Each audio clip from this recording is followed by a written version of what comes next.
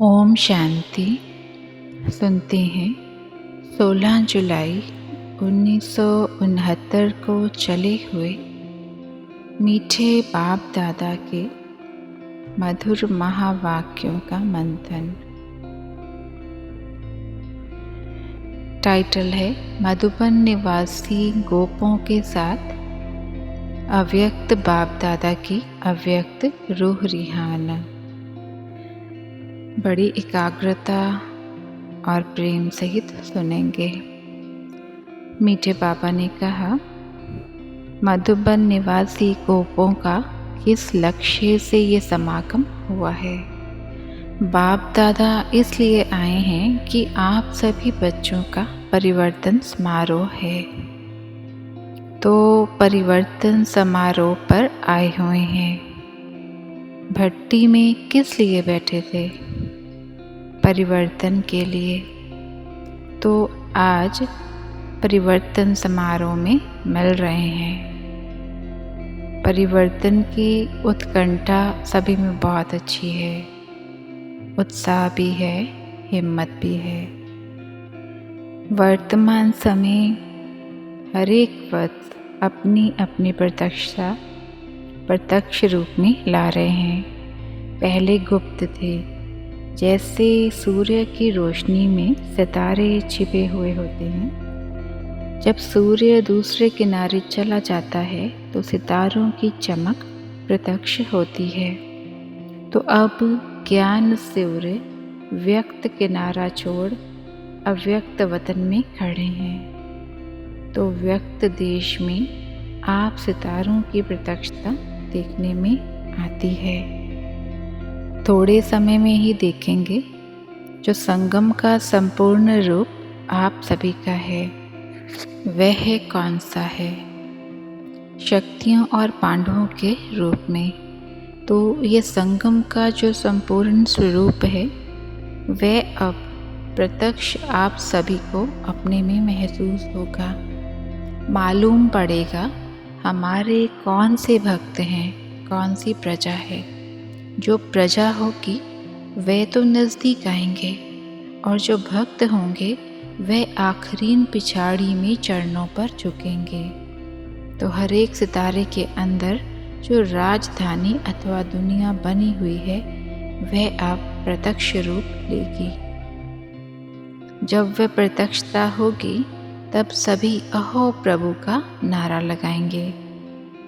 अब यह समय नज़दीक आ रहा है, इसलिए अब जल्दी परिवर्तन को लाना है। आप रचयिता हो ना, जैसा रचयिता होगा वैसी रचना होगी। बाबा ने कहा, हर एक में स्नेह और साहस है।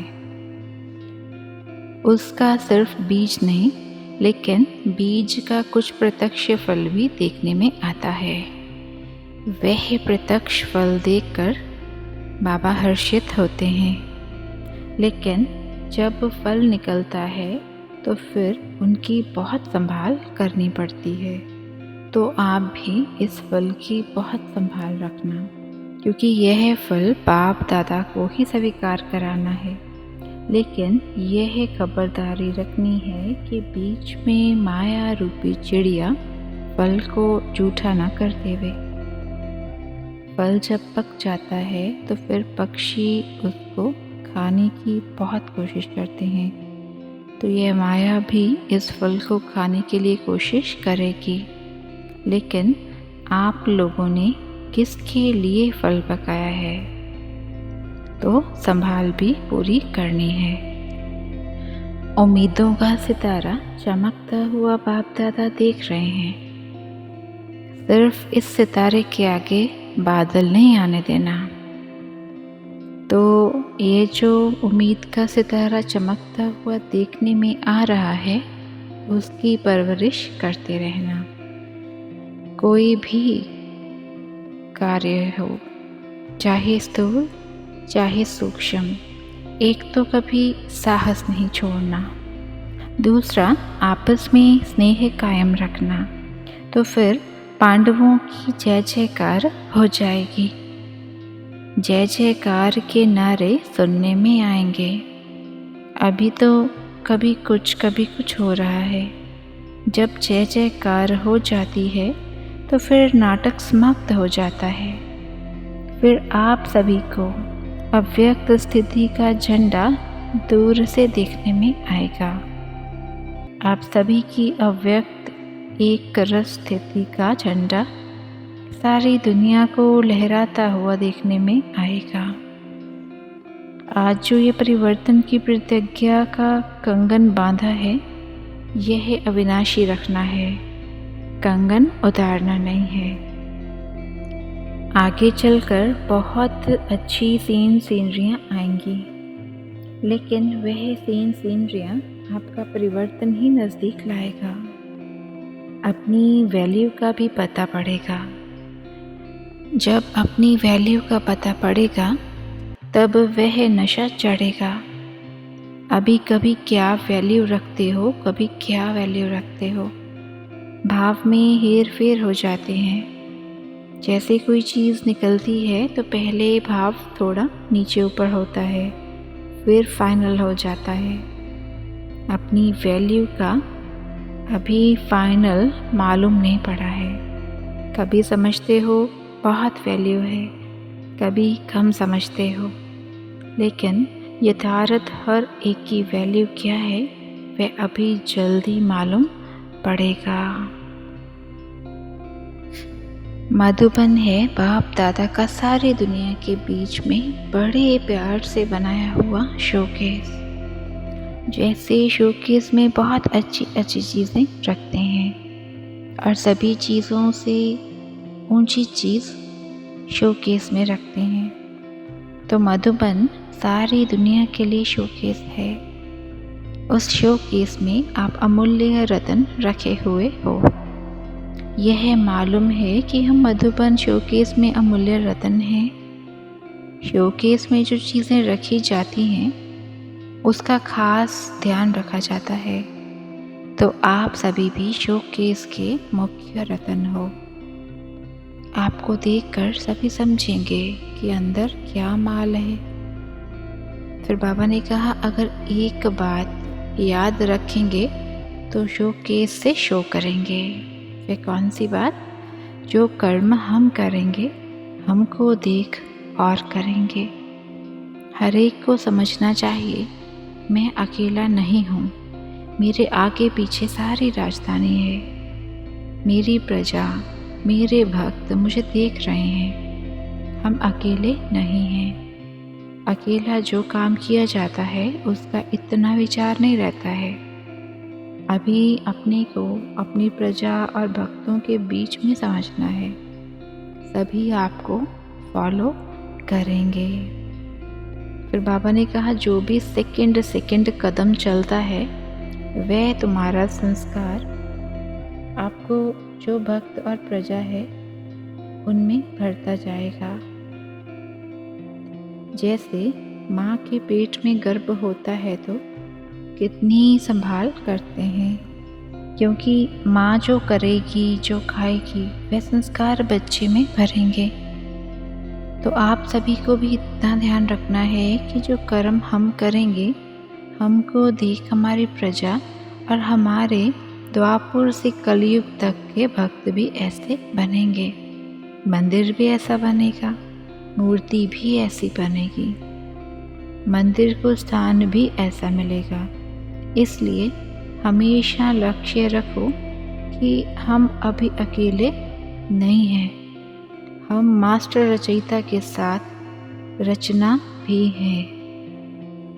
हर एक सितारे को अपनी दुनिया की परख रखनी है।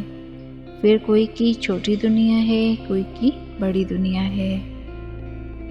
अब बाप दादा दो बातों की सौगात देते हैं खास मधुबन वालों को।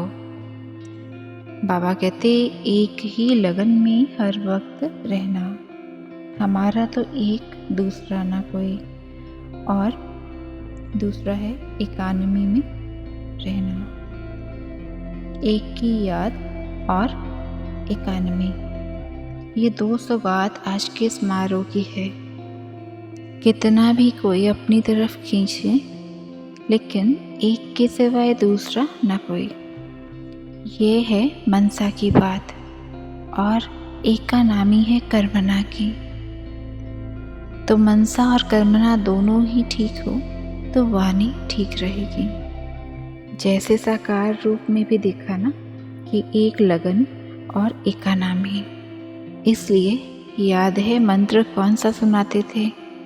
कम खर्चा बालानशीन। एकानामी के साथ ये मंत्र नहीं बोलना।